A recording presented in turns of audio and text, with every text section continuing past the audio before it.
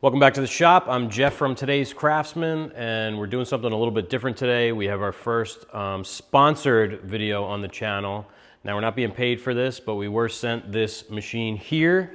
This is a Falcon2 Pro diode laser from Creality. You might know Creality as a 3D printer brand, and I actually have owned two Ender 3 3D printers from Creality. And we made products to sell with those, so we ran them pretty hard and we were pretty happy with them. So I was excited when Creality reached out and asked us to try out this Falcon2 Pro. So this is a diode laser. We've shown you our CO2 laser. So this isn't using CO2 in a tube to create the actual laser beam. It's all generated here inside of this, this laser head. So what we'll do is we'll show you around it, and we'll actually cut something and show you a handy way that you can use this in your own shop. So here's the laser. Pretty solid. It's a good size. It's you know, roughly like 24 by 24, and the bed is, you know, say maybe 20 by 20 on the inside. And the outside is made up of this like polycarbonate type material and has a nice lid design. So this is tinted so that the laser, you know, the laser beam can't get out and hurt your eyes. This is nice because it doesn't have a lid that opens up, so you could sort of put this under, you know, if you had upper cabinets in the shop, you could have this on the countertop and you don't have to worry about, you know, hinging the lid up. This does come with air assist. So lasers benefit from having some air blown through the nozzle. That helps sort of clear the cut and keep the smoke away from what you're engraving or cutting. So we have the air assist here. It's just a little air pump, and it feeds right into the machine. There's a drawer down here. So all of the spent material, you can actually see where we were cutting some stuff out. When you have little pieces that fall through that are waste, you can, you know, open this up and clean them out. I think the coolest thing about this laser is this right here. It's going to be hard for you to see, but this is actually a camera. And we'll show you on the software how it works, but this is going to give you an overhead view of this whole work area, and it's going to allow you to drag whatever you're cutting or engraving right on top of your piece. So if you have, what we're going to be using to show you are these small pieces of plywood. They're maybe 4 by 4. So if you were to put that in there and not know exactly where it was, in the software, it would be hard to place a piece exactly, and you sort of, you end up chasing yourself back and forth trying to get it in the right spot. This has a integrated fume extractor. So back here is a little fan, and that turns on automatically. It will suck the smoke and fumes out, and you can see here it comes with a little flex hose, and you can, you know, stick this out of your window or pipe it in and then get that outside. Same thing that we do with a CO2 laser. We have your typical key here and e-stop, just like most lasers. So you have to have that key in there and on to turn it on. Control panels here, pretty simple. You have your jog controls, your home. Frame would take the laser head and drive it around whatever file you have uploaded. Your start and stop.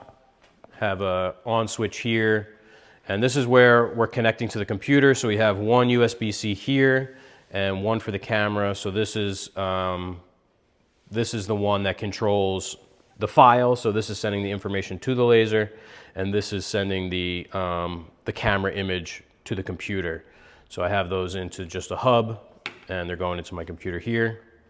Yeah, I mean, the gantry, I guess we could show that. So, you know, this is a 2-axis. We have our gantry here and the gantry here. So this is the laser head, and it is adjustable for different thicknesses of material.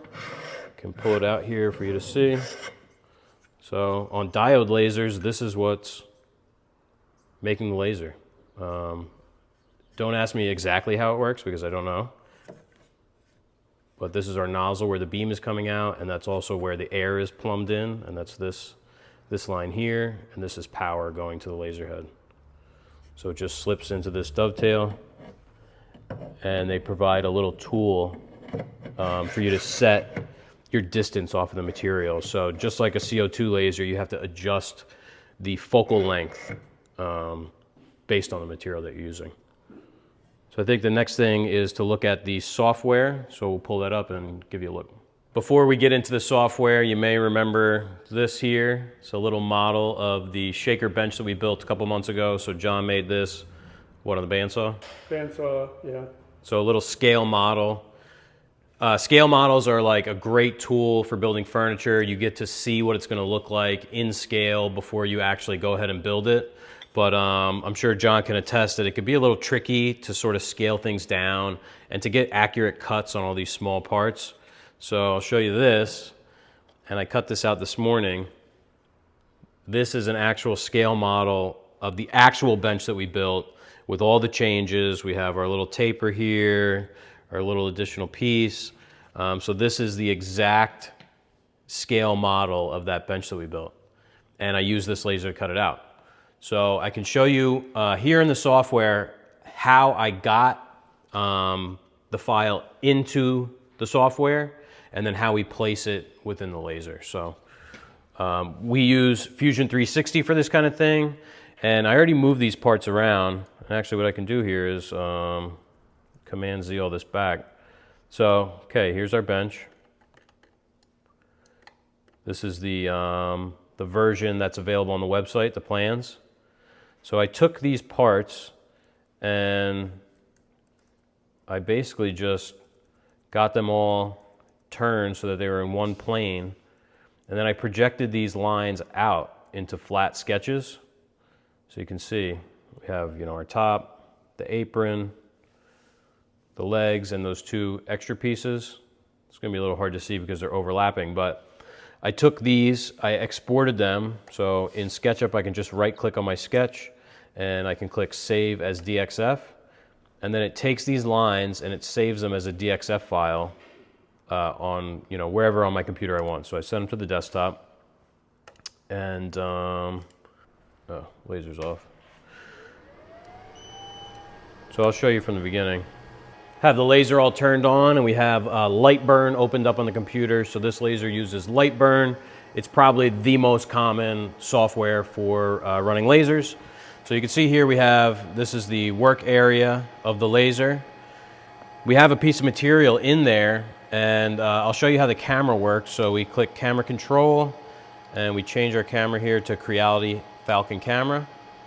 And you probably won't be able to see it, but right here, we can actually see inside of the laser.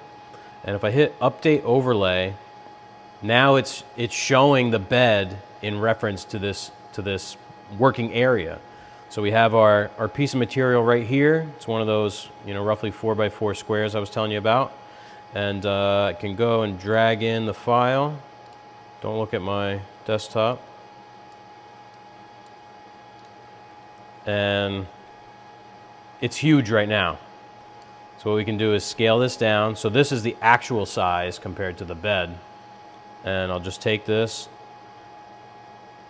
pull it down to size, move it over. Now I can get these to fit right on here. You could make this as big as you want if you had a bigger piece of material. So this is a live view of the inside of the laser, and I have that placed right on our piece of material. Now I know that it's going to be exact. If you try and do this without the camera, sometimes you end up, you'll frame it and you'll be right on the edge, or, because this material you see is not square, I could be in on this corner and outside on this corner. So it's really nice to be able to see in there and place your file right where you need it. So I think now all that's left is to run this file. You can see the machine in action. We can show you how these pieces go together. Before I hit start on LightBurn, I remembered I have to set the focal length of the laser. So Creality provides this little tool, and it has some common thicknesses here. So 1 to 3 millimeter, 4 to 6 millimeter, and more than 6 millimeter. So we can open up the lid here. And what we're going to do is we're going to put this laser head over the material and loosen these two knobs. And we're actually going to lift this up and set the edge of this shroud onto the corresponding little terrace there, which is 1 to 3 millimeter. This is like roughly 1.5 millimeters. and we can tighten that down. And we can show you these status lights here while we have the machine open. So lens, green means it's good. This will tell you if the lens is dirty. So if it's dirty, you'll get a red light. Fire is whether the machine is firing, and right now it's not firing, so it's green. And air is if there's air running, and it won't be running until we turn the machine on, so that's red right now. And you can hear our fan, so that's extracting as soon as we turn on the machine. So now we can take that out, and this is ready to go. You can close the lid and hit start on LightBurn, and you're gonna see this cut. I have it set to 20 speed and 90 power. You can mess around with the settings and see what works. So select what we're gonna cut and hit start. There it goes.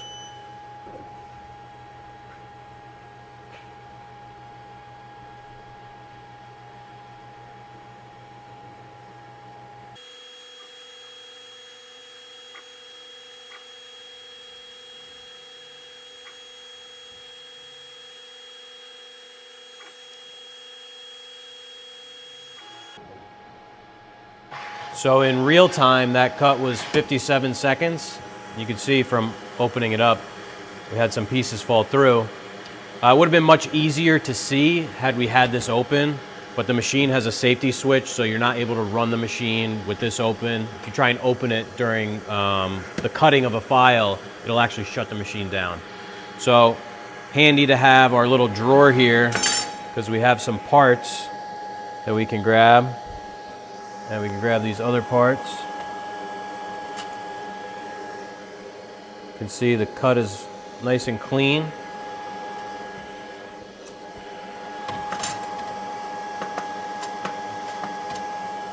Of course, I knocked them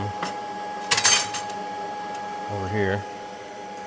So we have our top, the two aprons, our two legs, and I don't remember what we ended up calling these small aprons. So let's shut down this machine and we can glue this together and take a look. Here's our finished model. So perfect scale of the real thing. And there you have it. That's really everything about this laser. I mean, for 1,100 bucks, it does a lot. It's really well built, you know, super heavy duty. It's all metal, all aluminum. And you can do a lot with it. So you can make scale models, you can do crafts with your kids, you can engrave and cut. They say it'll cut 15 millimeter poplar in one pass, so that's pretty thick. You can make your Today's Craftsman push sticks on it, which actually we should try that and see if we can. Yeah, so I think if you're in the market for a laser, this is a really good place to start.